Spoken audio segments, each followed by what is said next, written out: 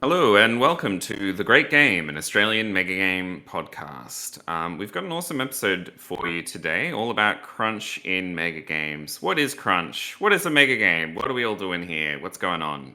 It's all in this episode. You will find out every answer. Quick announcements. My video game, my visual novel, The Thief, the Witch, the Toad, and the Mushroom, is released now. It's live on Steam. It is completely free, so you should check it out and download it and play it. It's a lovely, charming yet slightly sinister folk tale visual novel inspired by my love of old choose your own adventure books and old fairy tales and all of that kind of thing. So if that sounds like your vibe, definitely check it out. First Contact, Melbourne. The tickets for this one are 75% sold out. This is the massive mega game of Alien First Contact on Earth with, I believe, 200 players. I'll be down there helping run the game, so tickets may have already sold out by the time you hear this episode, but if they haven't, you should definitely check it out. And finally, look, there's huge amounts of mini games happening this year, which is fantastic. So we're not going to shout out them all, but if you are interested, you should go to megagameassembly.com and check out their calendar, where you can see basically all the mega games that are happening around the globe and check out any that are in your area. And without further ado, on to the episode.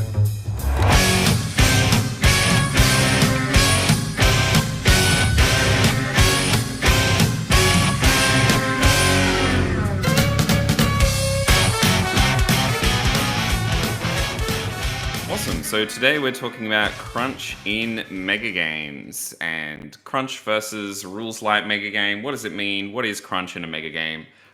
Let's start out. Pat, what does the word crunch mean to you? What concept is that? Well, I was much more confident in my answer before we had a pre-chat before the show. But I suppose if I go back before we had that talk, I would have said that crunch is complexity. It's how many rules that you need to learn, and if we hearken to board games, where I think that terminology comes from, or even tabletop role-playing games, I think it's a good measure of crunch is how often you need to check the rules on things, because there's numbers and modifiers and that kind of thing. How would you define it? Absolutely. I think that's part of it. And so I believe the word comes from number crunching, as in like how much maths do you have to do when you try to do something. And so that's kind of initially, that complexity, or having lots of maths and lots of numbers and lots of detailed calculations you need to do before you want to take a move in a mega game. That is part of, I think, what makes it a crunchy mega game. But I would also move it away from that. I think the complexity of the decisions you have to make and the amount of crunching you have to do, as in thinking through your options and how many different things you have to consider, can make a game crunchy, even if it has a smaller amount of rules. I think there are quite a few board games out there that when you read the rule book, it's pretty slim, but you pretty quickly realize when you get into it that the way these rules interact and the cards and the different ways you have to manage the economy of different resources all makes it like you're sitting there and your brain is burning as you try to figure out how to do things in anything in this game. I would also label that like a crunchy experience. Yeah. What do you think? Is that fair, or am I broadening it too much? I think that's fair. I think that it is about mathematics and doing meta work in the background. It can be around decisions as well, but I think that there is a decent slice of meta in Crunch, in figuring out how to achieve the best outcome, not necessarily in the fictional world, or perhaps the historic reality that the mega game set in, but more in the game's mechanics. However, I don't think that. I think usually, often, crunch is used on a scale, and there's usually like this sliding scale of crunchiness versus role playing or lightness. And I think that that scale can maybe be a bit dangerous because I don't think crunch necessarily translates to complexity or complication, like you're saying. I think it is more about the amount of effort that the rules are going to inspire. Definitely. And I think so. Normally, crunch, when people talk about it, it's opposed to fluff, which is fluff is like the story, the flavor, the flavor text on the cards. And it's normally the way people talk about it, it's as if fluff is the stuff that you don't really worry about, that doesn't matter. And I don't think that's the case for mega games, obviously, right? I don't think it's a situation where we have the airy fairy story side of things that doesn't have any crunch and that is just flavor text, and then we have the hardcore mechanics. I think it's all intermeshed, right? The mechanics and the flavor and the story are all the one thing. They're all working towards the same goal. And when you're doing something, usually there isn't an explicit like, I'm doing this because I want to get the most victory conditions and I want to get the most victory points and I want to win the game. You're doing it ultimately for story reasons because you care about your personal goals or you care about something, you care about making sure that your nation is doing well. Like you're doing things like, for narrative reasons, and you're often doing like very narrative focused things. So I guess, I think that split that is normally talked about is not a thing in mega games as much. Yeah, no, I think I agree, and I think when we talk about crunchiness of rules, it often takes us back to board games or, like I said, role playing games, and I think that the definition, or at least the degree of crunchiness, and what makes something crunchy or high crunch. I think we're going to get sick of saying crunch in this episode. It's already starting to lose a bit of meaning for me. But I think when we say things are crunchy in the mega game space, that could actually mean something quite different to board games or even video games. There are definitely some crunchy video games out there that are basically a very pretty spreadsheet that you are playing with some nice graphics. And I think, I think it can have a different, maybe not a fully different definition, but definitely different intensity when it comes to mega games. I think that mega games and the experience players have in them can slide into the world of crunch much sooner than in board games.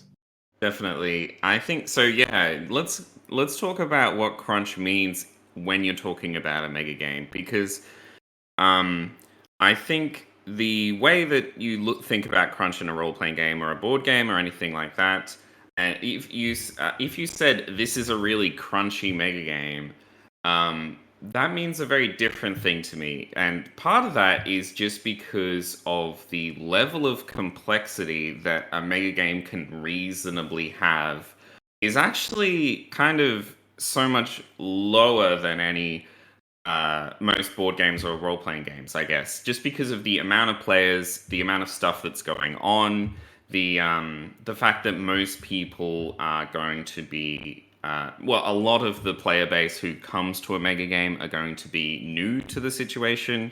The amount of rules that are facing each individual player has to be pretty low. Like even like I would say, God Emperor is a very crunchy mega game, and each individual section of God Emperor has maybe like 3 or 4 pages of rules, which is in a board game context that would be very small. In a mega game context, 3 or 4 pages of rules is pretty hefty, I would say. And so I compare a thing like so a board game like Oath, which is a lovely game that I enjoy. It only has 12 pages of rules, but the amount of decisions you have to make when you sit down to your turn, the amount of things you do on your turn, the amount of like actions you take, you could be taking like 5 different actions and which have different costs and like really crunch it. You could sit there for like 5-10 minutes, like really crunching through all these possibilities and what you're going to do and do things. That would not work in a mega game at all. You cannot have someone sit there and take their turn for 10 minutes and then go, okay, now it's the next person's turn, obviously, right? Like that is completely unfeasible. You can't do that for 50 people.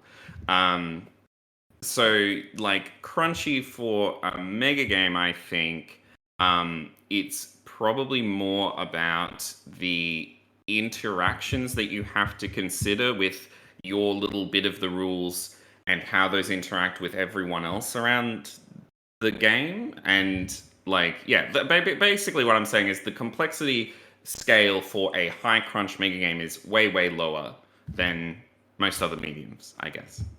Yeah, I think I agree with that, and I think that it's important as well to note that a lot of the time, not all the time, but a lot of the time, vast majority of the time, I'd say, when you're playing board games, all players have the same level of crunchiness and complexity to what they're doing and how they're interacting with the game. Whereas in mega games, almost, nearly in every game that I've played, even those that don't have explicit roles like God Emperor, there is more choice around what you as an individual is doing in the game. And there are some parts of the game which might dominate someone's entire day that are way less crunchy than other parts. So, for example, there is the iconic Watch the Skies that we have to bring up every episode if we can. And in that original game, as it was originally published, the science game had almost nothing mechanical, no heavy mechanics to it at all. It was a very role play, creative game, and so players who were in there would probably argue that that is not a crunchy game at all for a mega game because their experience would not have them, doing maths, being too strategic, other than in the role play relationship side of the game. Much sort of contrasted to other members of their team who would have a very different day. For example, the people who are going to the war map as the generals, they've got a lot of dice to roll, numbers and odds to consider. I still don't think it's a particularly crunchy game, but it is crunchier. So I think it's important for us to distinguish that some games, they may feel rules heavy or crunchy or complex, but it also depends on the player role that they're fulfilling in that game as to what their experience ends up being. I suppose Yeah, absolutely. categorization of a game being crunchy is different to the player experience. In many cases, it's not always going to be the same experience for everyone. So that is one of the strengths of mega games, I think, is that you can make different sections of the game that cater to different players and what they're looking for, right? So you can have the court or the UN or the talkie. You can have a talkie council game that can be very rules light and easy and approachable. And ultimately, in that side of the game, you're just talking to people and trying to do things with very small amount of rules. And then over on the other side of the room, you can have the big map, and you can have all the little miniatures and all the dice and all these crunchy strategic decisions going on. And both of those games can feed into each other, and they can both cater to the player who wants that experience. So a mega game can have, yeah, and I think I've had a lot of people who have said that I think that's kind of critical for a mega game. I don't quite agree. I think it's okay to have a more rules light mega game that doesn't have a crunchy component to it. But it is like a really nice strength of mega games that you can have that if you want to. You can have like both of these sections that cater to two very different types of players, and they can both feed into each other and all be in the same ecosystem. Yeah. And I think a lot of people designing games strive for that. It's a recognized strength of the product. And I think in a lot of games there is the obligatory kind of light role play area. If there's the crunchier area, there's the politicking sort of resourcing kind of metagame part of the game. I agree that I don't think it is necessary, but it does come down to how the game is sold or handed over to an audience. I think something that we talk about a lot in the design space, and probably in previous episodes as well, is about making sure that the audience of a game understands what they're getting into, setting their expectations correctly. And I think it's okay for a game to be very light, but it's important that everyone coming along, regardless of their role, understands that, and nobody is coming along expecting a war game or something. very recent example of that is the Generalissimo is Dead that we've talked about a few times on the podcast, and we ran in Sydney recently. There are roles in that game that sound like they are going to be wargamey roles, like the General of the Army or the Admiral of the Navy. But it's pretty explicitly made clear in the rules and also in everything that we did to sort of brief people on their roles that those are still role-playing roles. The mechanics of the game are very light. There's very little crunch. The decision-making around what to do in those military roles and many of the other roles in the game is very low intensity. The complexity of those decisions comes from politics in the game, but the decisions themselves and the actions that you take are basically very simple, low option worker placement. You put this thing there, and then it does a thing, and that is it. And it's in the grand scheme, it's pretty low effort and low impact. As a whole, all of those little actions add up, but individual players don't have to think about lots of numbers and complexity. So I think that it's important that in that game we made sure that people didn't think that they were going to be coming to push little soldiers around a map and roll dice and do that kind of thing, which I think everyone understood. And in fact, we did have a new player come to the first run of Generalissimo who, during casting, actually outed themselves as a wargamer and said, they're interested in trying this new thing. And their review of the game was glowing because it was exactly what they're after. It was different to what they're used to. It was still enjoyable. It still had a lot of interesting decisions to make. And I think it sort of goes back to something that we've talked about a few times, but I remember specifically with Rob talking about the Megagame survey, that there are a lot of mega gamers out there who are really into things like board games, but that doesn't mean that when they come to a mega game, they want a board game. It just happens that their interests overlap. But when they come to a mega game, most people want something else. And it's really good that in this case, this person got that. I'm going on a tangent, but yeah, set expectations about about crunch. I'm so glad they had a great experience. That's awesome. Yeah, I think we're seeing a few of those mega games like that. I think Deep Haven is like that as well, which is a fantasy mega game about dwarves. And it's deliberately very roleplay and rules light. And there is, to my understanding, there's no section where, the dwarves go and put people on a map and attack each other. That is not part of the game. It is purely about these like improv-y rules-like kind of situations.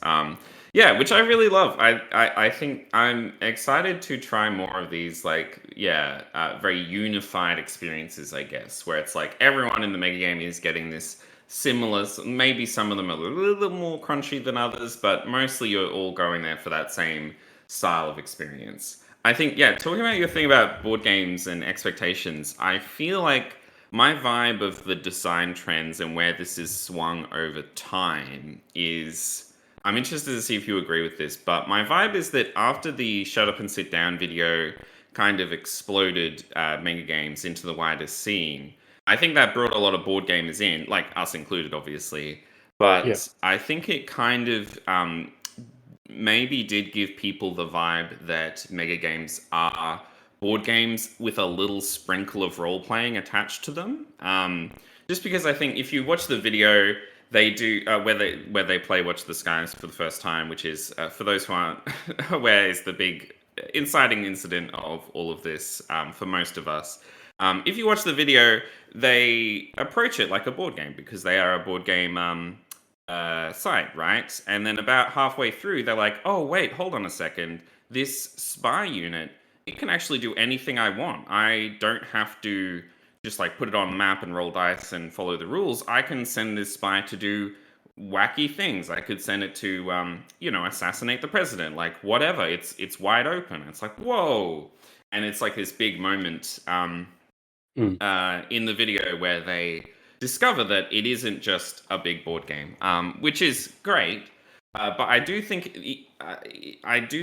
when I look at a lot of the earlier designs or a lot of the early vibes, or at least just my impression of it, a lot of it was very kind of like, okay, let's make a board game with a sprinkle of role playing and a soupçon of narrative stuff going on. Like more crunchy mega games, I guess, which are totally great and fun, by the way. But that's my vibe of what the initial, a lot of the initial mega games, like coming out of America and areas like that, were more focused on.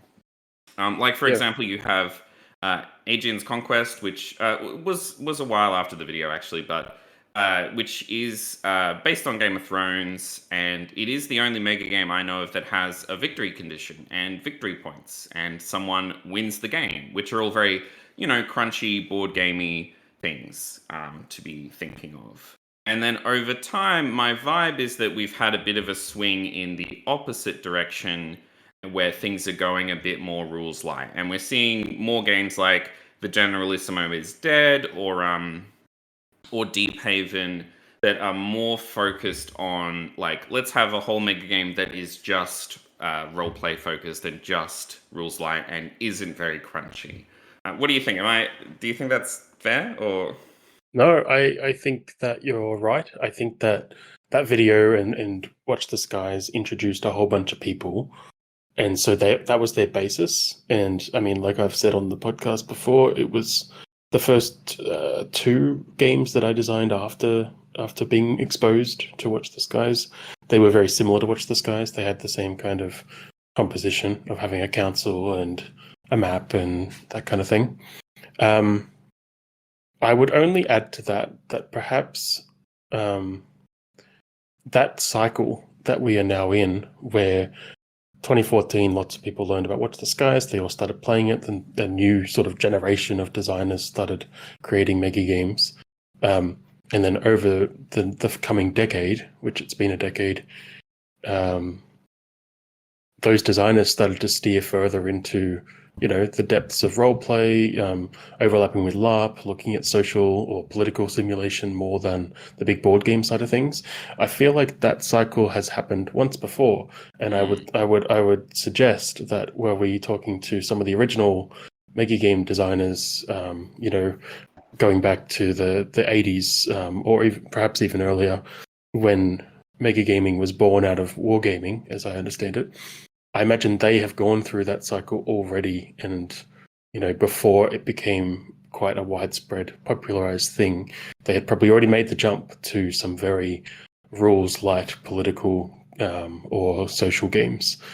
For example, I haven't played it, but I've read some of the rules. The Washington Conference, which was a mega game makers, I think Dave Boundy might be the author of that. I apologize if I got it wrong. That one, that's not a particularly new game, but it was it looks very light, very low crunch, high political role play.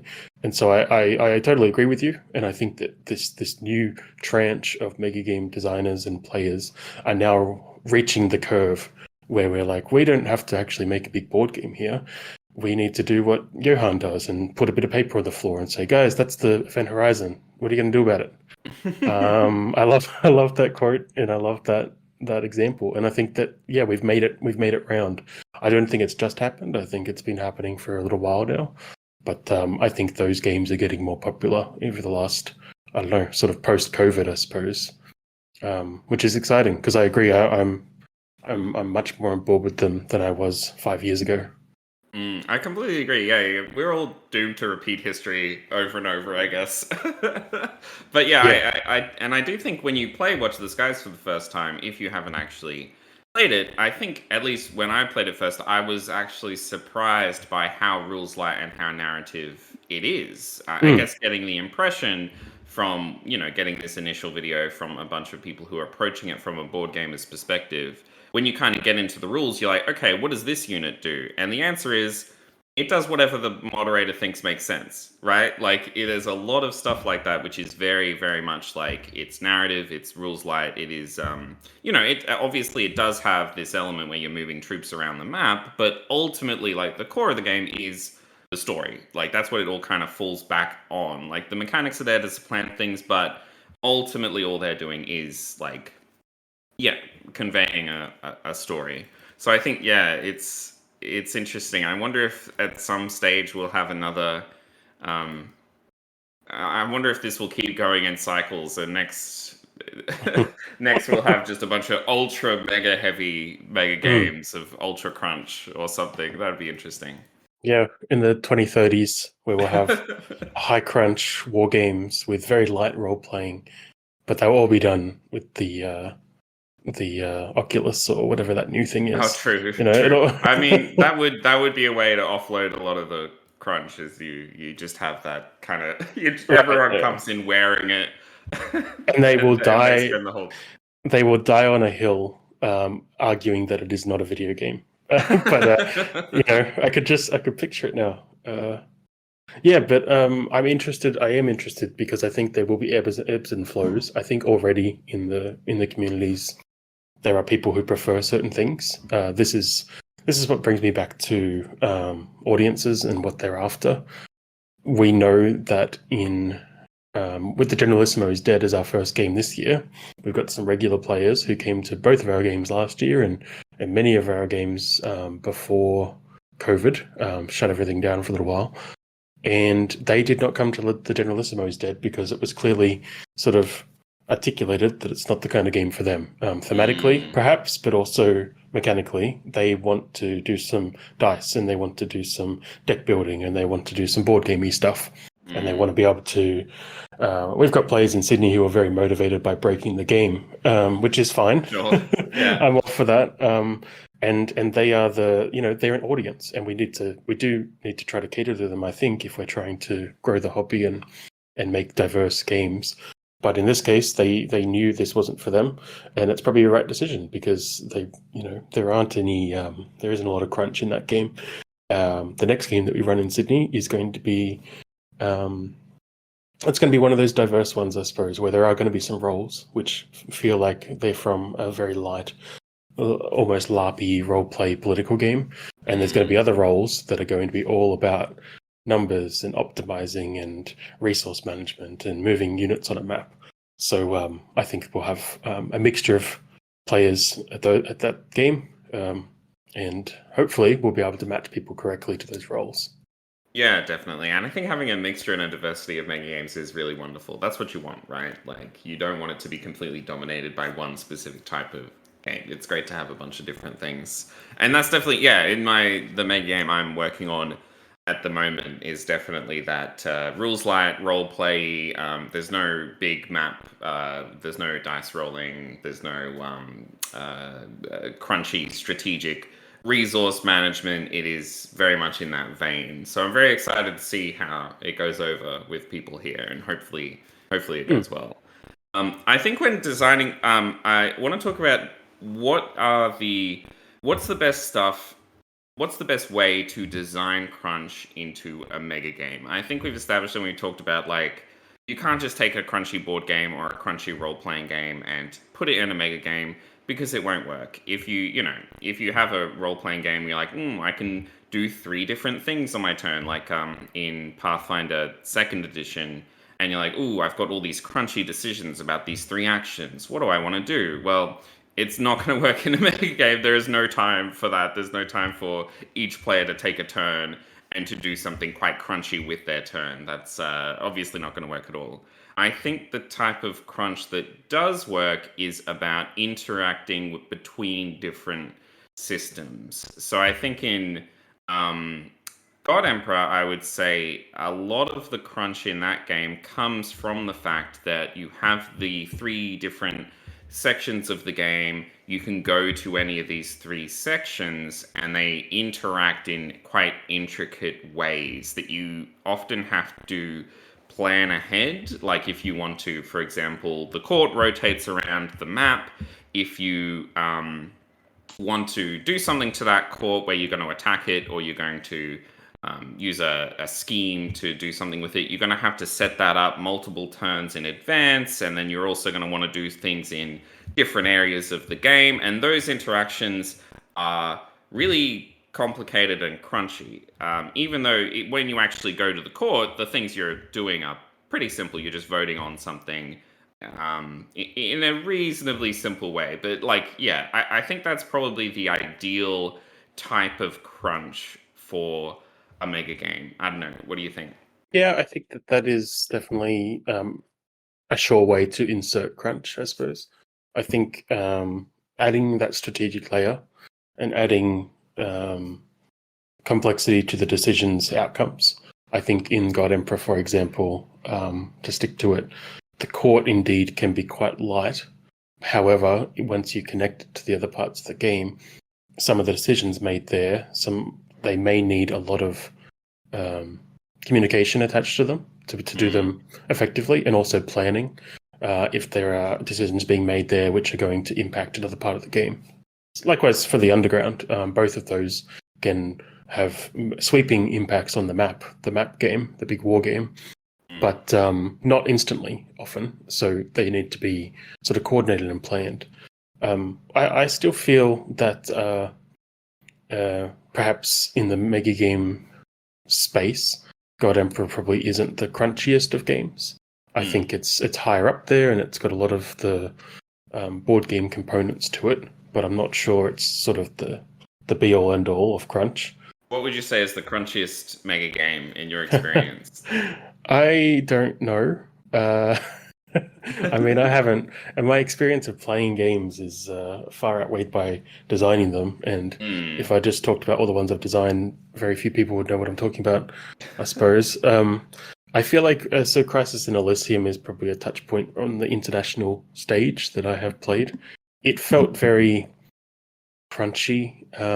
It was interesting because there are a lot of roles in that game that are doing the same thing, even on the same team. So many teams would be sending people to 3 different maps and playing out a kind of resource management, worker placement war game. So those 3 people were doing all the same thing in different places, but the experience and the complexity of the decisions they needed to make were very different based on the politics of that particular map. I found that game quite crunchy because there were a lot of there was a bit of maths in the combat to do. There was a lot of decisions to make. It was when it comes to worker placement, that was a very complex game because there was a lot of politics, history, and strategy overlaid the simple sort of worker placement unit moving game. But also, that because of my experience in being in that role, I didn't get to be exposed to the council game, which was there as the obligatory sort of role play part of the game. I'm not sure how that played out. I can only assume that it was also quite light, as council games often are. So I think that's one of the crunchiest that I've played. Also, I played Dead of Wolves. In that, there's a lot of moving parts and a lot of custom parts. I think is interesting. It adds a lot of complexity to the game because most teams have their own little thing that they're getting up to. That's like a variation of the main rules. That being said, as the player experience, I was in a leadership role, so I needed to make decisions, but the complexity of making those decisions was mostly based on what other players told me. So I wouldn't say it was a crunchy game for me. I think the people who were moving lots of pieces around the world and responsible for the spaceship fights when they happened, rolling dice and that kind of thing, or maybe it was cards in that game, I'm not sure. That may have been a much more crunchy experience, but I found that game it had a lot of board gaming moving parts, but the complexity was quite low in that I would say it's not particularly crunchy.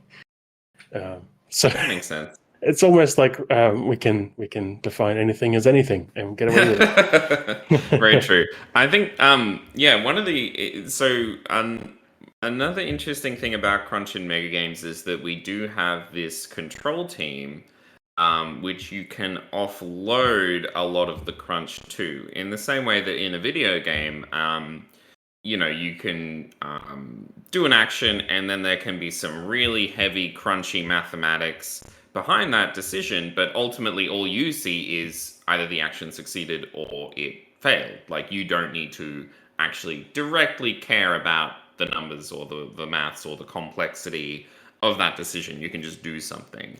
So you can definitely have mega games where, let's say I make an order to my troops and control carries that out, And that can be pretty complex. There can be lots of different calculations about morale, and especially in the wargaming, more wargaming style of games, there can be lots of different complex factors that decide how that troop does in that battle. But none of that necessarily has to be player facing. So we can have a game that is kind of not exactly rules light, but where the player facing rules are very Mm. rules light and the crunch is offloaded to the control team. Now, the downside of that obviously is that you don't necessarily want your poor control team to have to be crunching all this stuff all the time and to be completely overworked, but it does potentially allow you to have those really interesting decisions while still keeping things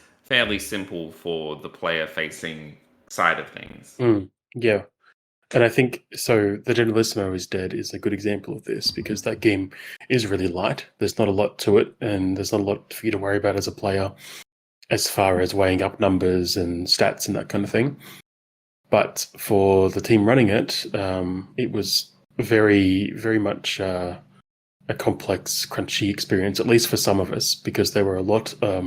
Basically, every turn in that game, there's a whole bunch of pluses and minuses that all need to be recorded from different parts of the physical game area, and then added up and then applied to a total, and having these stats that are written up on the wall, changing at all times. So it does become quite a calculator Excel game for some of the people running it, which I think it is important to factor in. Something that I am keen to pursue more and more with design is having rules whereby the facilitators do less and less as the game goes on, and the experience is slowly handed over to the players. Just naturally, I think we did manage to do that quite a bit with the Generalissimo is Dead. Some of that's written into the rules, and then also with the Arc that we read last year, designed by Leon down at Melbourne. It also is very tightly designed in its mechanics, so that sort of midway through the game, the players started running the little mini games of that. I think God Emperor is probably the same as well, where I definitely know the second time we ran it, I think the Underground started to run itself a little bit.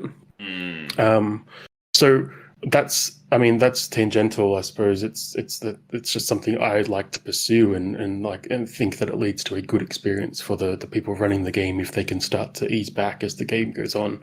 It also gives players a lot of control and the feeling of progress, I suppose, if they're able to pick things up and run with it and sort of make what they're doing each turn more efficient.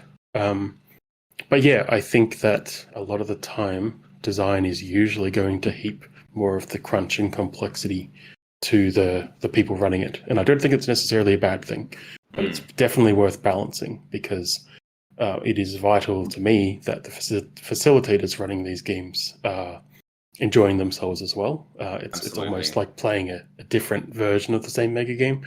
So if you just heap them with spreadsheets all day and that's all they do, then I think that can be a problem, even if it leads to a good player experience. Definitely. It's one of those things. I think there's I know there are mega games out there where, for example, the map is actually hidden from the players, and you give your orders to the control team, they go carry it out, and then they report back what happens. So you have this which I think I'd love to try something like that, because it does give you this really interesting fog of war and confusion, and you have to communicate to people to figure out what's going on in different areas of the map. So I think there are lots of ways to use that as a really great tool. But in my own designs, I have really leaned towards trying to make the control team do less and less, and more of it to be on the players. Just because, ultimately, if something needs to be carried out by a control team person, then you've got this bottleneck that the actions have to go through, right? Where all these actions have to go through, let's say you have 5 people in a particular section and 1 control team member.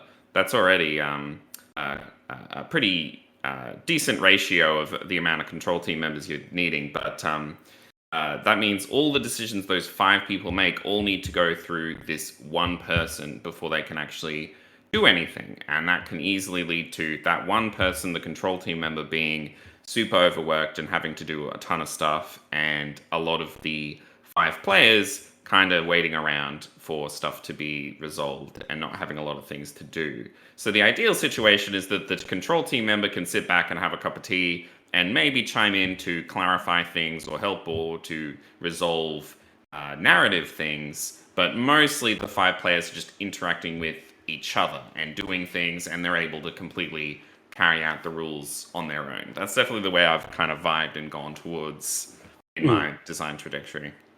Yeah, I think it's common in a lot of recently designed games that I've seen. It seems like that is the way to go, and I think it happens a bit organically as well. If a game has a certain rhythm in a loop, it does happen naturally as players become comfortable with it all. I'm curious, Jack, what your thoughts are, having gone through all this and doing the comparison to board games, and we also talked about sort of going back, devolving from mega games back to sort of wargaming world. What do you think about the level of crunch, and can it push a game? At what point does a mega game no longer become a mega game because it is too crunchy? At what point does it become a board game? Yeah. I think I'm not sure if it ever. Well, yeah, it's interesting. I know there is a mega board game, Vampire the Masquerade Blood Feud, which is just by Ben Canalos, I believe is how you pronounce his name. But it is a game that is purely. It's inspired by Megagames, and you run it. I think it's maybe about 20 players, but you run it purely as a board game. So you have like a little council game and a little map game and things like that. But there's no role-playing element. There's no ability to talk to a control person and do some wacky narrative thing. You're just purely playing it as a board game. I don't know where the dividing line is. I'm always in terms of definitions, I'm not one to get too tied up in things. I think if you say it's a mega game, it's a mega game. Like I'm not the one who's going to go, wait, this isn't a mega game anymore. Get out of here. That's not the vibe, I think. But I think I haven't played Vampire the Masquerade Blood Feud, but I do really like that idea, and I would love to try a board game like that. I think there are a lot of interesting things about the communication of information and the way that mega games handle like bureaucracy and trying to coordinate with your team as they all go to different areas that are fun, even if it is a pure board game, even if you are moving troops around the map and rolling dice and there's no role-playing element. I think that's still interesting, and I would love to see more board games take inspiration from that. So yeah, I don't think there's a clear, fine dividing line, personally. What about you? No, you passed the test. Good. I get to remain on the podcast for now. I'm trying to sneakily pull us into what is a mega game, but I know that we're not gonna. Not again. I know that we made that mistake. No, I agree. I think a lot of this stuff ends up coming back to audience expectations and how you influence those. I think a key thing, talking about board games versus role-playing games, for example, or crunch versus role-play, or anything that sort of strays into role-play, is something I've sort of promoted quite a bit over the years. An article a Sydney Megagamer friend of ours, Tony, wrote. I think it's on the Megagame Assembly. We will post a link to it, where he talks about how his experience in Megagames is not role-playing per se, but it is more what he called play-believe, which is, not taking on a particular persona, but becoming yourself or a version of yourself in a particular role or instance or, scenario. And I think that is something to be very wary of, I suppose, in designing games. You could have a mega game that is very crunchy and feels a lot like a war game or a big board game, and it has a very light role play elements. But I think you still sort of get the tick of a mega game against it if the players are challenged to act or make decisions in a different way than if they were hanging out on the weekend playing Twilight Imperium or something like that. which is where they are imbuing some kind of pretend of how they usually act, I suppose. It kind of comes down to that general idea that there's an agreement when you're playing games. I've heard it talked about a lot in the board game space where everyone is agreeing that the rules are actually the rules, and they're going to play out a game based on those rules, and the fun disappears if anyone sort of just says, well, I'm going to do whatever I want because I don't agree with the rules. Mega games are similar to that, slightly different, I suppose, because in a lot of designs we encourage people to sort of try to break those rules, but they are still all agreeing in some fiction that there is a setting, there is a scenario, and that people are going to be expected to behave in a certain way. And it doesn't mean that they are going to take on the persona of someone new, but it means that they are going to be having these influences that are designed into the game, helping them make decisions. So I think that, you can get quite close to a board game space with your mega game design, but I think that if you've still got something that drives player decision making that is not meta, which is not based on numbers, but is something based on an agreed fiction or an agreed setting, then I think that you are well into the mega game space, no matter how crunchy the components might feel.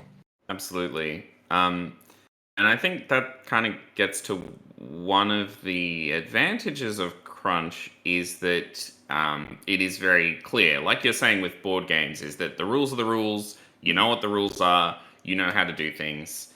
You know how to affect actions.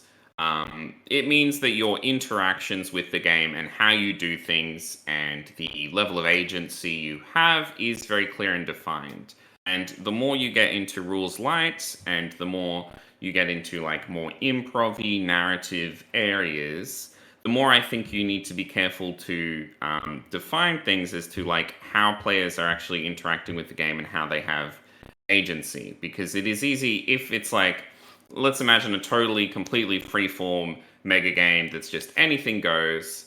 Number one, it would be easy for each moderator or each control person to have totally different visions of how an action could happen, right? Like I could go to one control member and say, I want to assassinate someone, and they could say, that's great. Or I could go to another one and they could say, no, you're not allowed to assassinate anyone. That's not part of this game.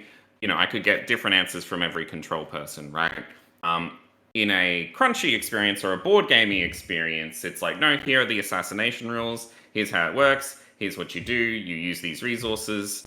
There is a lot of comfort in that. And I think when applied well, that is something that crunch can do, is that ideally it makes sure that everyone has agency and that everyone knows what's going on. That if they get assassinated, they know what happened. They're like, oh, I should have put more resources in the defense action, whatever, right? Like they know what happened. They know it was mechanical. They know it was their fault that they got assassinated. Whereas if it's free, airy-fairy, narrative focused, roleplay focused, you need to be careful to define what the boundaries of that are to some extent, or like what the guidelines are to some extent, to avoid situations where, a player gets assassinated out of nowhere. They're like, oh, I didn't even realize that was like part of the game. I didn't know how assassinations worked because it's purely a roleplay thing. And now I've kind of been taken out, or this terrible thing has happened to me. And I don't feel very good about that because I don't feel like there was any structure or any things there to let me know that this was part of the game. And I think, so I think what a lot of role-playing games do nowadays, like Apocalypse World, for example, which is the game that is, I believe Deep Haven is heavily inspired by this. In Apocalypse World, it is very improv-y, it's very rules-light, it's very rules role-play-y. But the way it handles that is very specific and very directed and very controlled. So, for example, when you roll dice, you can roll a complication. You can succeed the action you were trying to do, but you get a complication.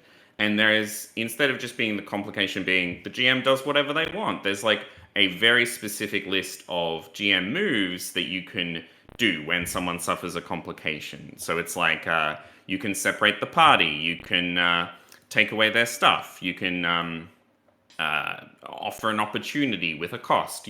There's a very specific list, and the rules are very specific of like, these are the only things you can do in this situation. You're not allowed to go off script and do whatever you want. Like, here are the 14 things that, a consequence or a complication could be. And that helps it be like, even though it is rules light and roleplay focused, you do get a good understanding of what the outcomes are and what kind of consequences you can expect. So I think that kind of framework is really valuable to have, even in a very roleplay focused mega game. Because I think, if you're playing a very roleplay focused D&D session and you've got one GM, then you know that GM, you know how they think, you're all friends with them, ideally. So it's pretty easy, even if you don't have strict rules set out, or even if it is completely up in the air and it's completely rules light, you probably know that things are going to be okay, and that you know what kind of actions are going to happen because you have this close personal connection with that GM. In a mega game, you don't necessarily have that, and you also have like 10 GMs. So having like some kind of structure for a very rules light mega game, I feel like is pretty crucial, or some set of GM principles to follow, or things like that. Yeah, no, I agree with that, and I think it's probably something that we will see more of in the mega game space, if it's not already quite out there at the moment. Like I said, my experience of playing certain games is limited, but I think that it's an interesting design method where it is light and it's role play forward, but it is also rigid, which I think helps a lot in mega games. We often, playing mega games, you don't want to say a lot of no to people's ideas, but a system like that where you can basically say yes to everything, but it's going to end up being one of these 14 things, really helps give consistency. It lets players go free with their freeform ideas, but then it gives a framework that is consistent to the people running it. I think that's a very good sort of middle ground, and I'd like to see more of it in some mega games. I agree, yeah. I guess you could argue that some mega games have it in a less defined way. So thinking about games that are like Watch the Skies or akin to that, where players have this ability to, in Watch the Skies, the analog is special agents that you can send to do things, and they're kind of like your, I think the UK crowd would call it a wizard wheeze, which is a term that I just hate, and I don't know why. It's very British, isn't it? You have to say it in a British accent to get the full okay, let's try a wizard wheeze, shall we? Oh, jeez. You went there. I'm not editing that. That is going to stay. UK listeners. No. They're going to love it.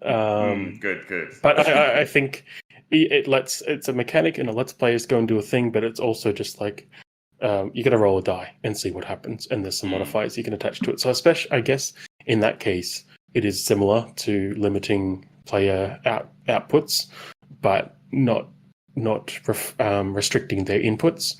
But I like the idea of it being more deliberately designed, like you were saying with Apocalypse World, where there is a list of things, and even the players know that list of things is going to be all the things that they use. So the more mechanical-minded people can actually say, I'm going to use action 4, and this is how I want to use it. Whereas others might just come up with some crazy scheme, and then the person running the game can just say, yep, well, that's an action 12, so I'm going to go and do this thing now. I like that. Yeah. It's a really good framework to lean on.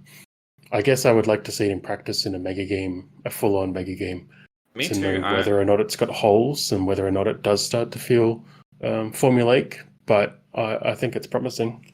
I'm not sure if Deep Haven... Yeah, how much Deep Haven uses it. I know they do have... So another thing from... I guess it's not just from Apocalypse World, but I know it from there at least, is the idea of the player agenda and the GM agenda, or GM principles, which is like, the list of things is like, hey, here's the things you should do to have the most fun out of this game. Yeah. And for the GM, it's like, here's the list of principles you should follow in order to make sure everyone has the best experience in this game. I feel like having at least those is really critical, and it becomes more critical the more rules light you are, or the more role play you are, I would say. Like, in a board game, you don't need that because I don't need any principles of I'm just going to do whatever actions I do, and if an action isn't fun, then the board game is meant to remove that rule that allows me to do that action, right? Like it should be that I'm literally not allowed to do anything. Well, I mean, depending on the board game, but ideally the board game is designed so that I will have fun and we have a very strict set of rules to accomplish that. But the more you open that up and the more you say you can do anything, the more I think you need those like defined principles of like, here's the things you should be thinking about in order to make sure you enjoy your experience. And I really loved the chat with the folks from Melbourne Megagames where they talked about having those on the back of the name tag for one of their games, which I think is a fantastic idea. Yeah, yeah, and I think that giving the players those ideas up front as a benchmark can really help. Because I feel whether the mechanics behind it are crunchy or not, giving players the you can do anything is one sure way to lead a lot of people into decision paralysis. And I mean, True. Or analysis paralysis. Some people like that, and I know that in many games it is designed into the game for a specific reason. But just generally, I think it's always good. You can, regardless of the crunch behind it, if people are kind of able to come up with their own ideas of anything that they'd like to do, it's great to give them some guidance. I think that we did that. You and I did that with the God Emperors in Sydney last year, where the different teams were given example schemes, and we've said you can come up with whichever ones you'd like, but these are some pre-written ones that sort of suit your team's, vibe. And I think that's it's a really good practice. Definitely. It's an interesting case study because we started out, first run we had so a big list of example laws in the rule book that you could propose before the court. It's like, hey, here's a big list of examples. And what we found in the first run is that people kind of took that. Obviously the intent was you can try any law you want. You can make your own custom laws, but I think it ended up being that people were just like, oh, here are the 10 laws or here are the 15 laws that I'm allowed to propose, right? And I'm not going to deviate from this list. And so it ended up being very, it was still fun, I think, obviously, but it ended up being more crunchy and less role play, I guess, than was intended. And so we kind of fiddled that back and forth to find the right balance of it. Because it's kind of a tough thing. If you give people too much guidance, then they're like, oh, here are the only things I'm allowed to do. You need to kind of ideally give them enough to give them a springboard of like, hey, here's some stuff to generate ideas, here's some ways to role play in this rules light infinite decision space without making it feel too much like, oh, this is the rules, these are the things, only do these things, Yeah. So I suppose we should probably do some kind of summary. I'm wondering, talking through this, Jack, what you think you've taken out of the question, I suppose. What is crunch when it comes to Megagames, and is it good? Jeez. What are your key takeaways? I think what I've taken away from this conversation, I think the downside of crunch is that obviously it makes your game more complicated, and a lot of the people who are playing your mega game will be playing it for the first time, so it's very easy for that to go to overload people or to lead to a poor experience. The upside of crunch is that it's great to have that section of the game with that crunchy element for the players who really love it. That's a really huge strength of Megagames, and it allows people to opt in to the level of crunch they want to enjoy, which is really, really wonderful. And it is nice that it gives a directed. I think crunch is great when used, especially for more negative actions that affect other players, because it gives you these defined rules that everyone knows, and that people know how to manipulate, and that people know how to use. I think, yeah, definitely. I feel like, like, for example, if you're assassinating someone, I find having a more crunchy way to do that is fun because, then everyone knows what the rules are. No one is getting this random, like they've been randomly assassinated because of this rules light narrative thing that happened that they weren't aware of. Yeah, so I think those are the two big benefits of Crunch. Is that it allows people to enjoy that strategic side of thinking for people who really enjoy it, and it also allows you to kind of make sure that certain people have agency in the game and that they can, they're always going to be able to take certain actions because they're codified in the rules and in the mechanics and in the mathematics of the game. Mm. I don't know. What do you think? Yeah, I can see all that. I think I've learnt that I don't like crunch. That's very reasonable. I think I already knew it. I already knew that, but yeah, I'm not a big fan. I think I'm very wary of it. That like complexity and like complication of like the how complicated games are, crunch can creep into the design of games because the designer feels like it should be there for no other reason than because it should be. So I'm wary of it. I'm not a big fan of it. However, I totally agree that it is good. The positives of it is that it's there for certain people, and you want to make sure that those people are having a good time. And I think that generally, from my experience anyway, running games here, there are usually a few people in the crowd who do want that.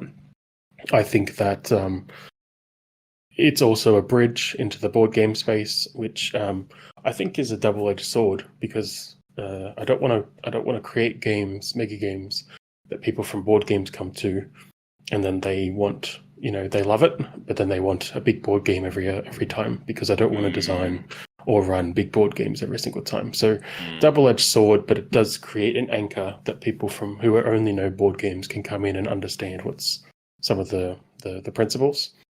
Yeah, I think the negatives of it is, in a similar sense, it can lock some people out, especially if there is not clear communication about what roles or game components are meant to achieve. And if there's not, for example, there's not casting or player casting in that they know exactly what the roles are about and they get to choose which one they would like, I think people can have a bad time easily if they end up in a place that has more crunch than they would like. And then I think broadly, I think design-wise, I think what I've learned is I'm more interested in giving a bit of complexity to people's decisions rather than adding crunch and heavy numbers and quantity of things. I would rather make difficult and complex decision-making built into the game where maybe there's only one decision someone has to make, but it has a lot of implications and a lot of connectors, rather than having a player who needs to make 20 decisions very quickly because it's sort of placing little cubes in different places, that kind of thing, and they need to weigh up the pluses and the minuses and all the different numbers. I think I would opt towards the prior, but arguably that can be a harder game to make, the one that it's more strategy and politics and implications and relationships between decisions. Yeah, I think I am on your side about not really liking crunch. At least that's what I mean. The design I'm working on now is very low crunch, and I definitely want to explore that space more. And I've seen how crunch can get out of control. I guess, I mean, look, I know the big takeaway I would say is that high crunch for a mega game is actually a super, super low bar. Like, even a board game that you think of and you're like, oh, this is a fun, 20-minute party game. That is like a high crunch. If you put that in as a mega game section, that would probably be a reasonably crunchy mega game section just because of the way they are formatted and the time limits and everything like that. So I guess definitely I guess with my designs, I feel like whatever design you're working on, it probably needs to be about half as crunchy as it is. Like, Yeah. that's maybe a big exaggeration, but like that's what I feel like. Like, mega games need to be pretty simple, and I think the crunch I that I really love is like emergent crunch of the decisions that are involved from a fairly low complexity rule set. Like in your mega game Chaos in the Iron Seas, it had the closed economy where nothing entered the game. There were no new resources. Everything just went around in this interesting internal economy of merchants delivering spices and then other people trying to steal those things. Like that's quite a crunchy system, but the actual actions, because if you're trying to figure out this economy, quite difficult, but the actual actions each player is taking is pretty simple. You're stealing some money, you're taking some stuff, you're trading goods. Right. Yeah, I feel like that decision space crunch is kind of where you want to go for that style, I guess. Yeah. And I think when you put it in that context, I think designs, because of the inherent size of a mega game, will always become complex to some degree. I think Yeah. it's possible for them to be too light. I don't want to draw a line in the sand on that, but I think it's true. But I think just by creating a game that is quite light, once you add the complexity of 30, 40, 50, 100 players to it, it does up the complexity. It might not up the crunch necessarily, but it will make the game more complex and complicated for certain people because of the amount of decisions and relationships involved. So, I agree with you that the bar is quite low because it happens almost inherently just through complexity of this big event.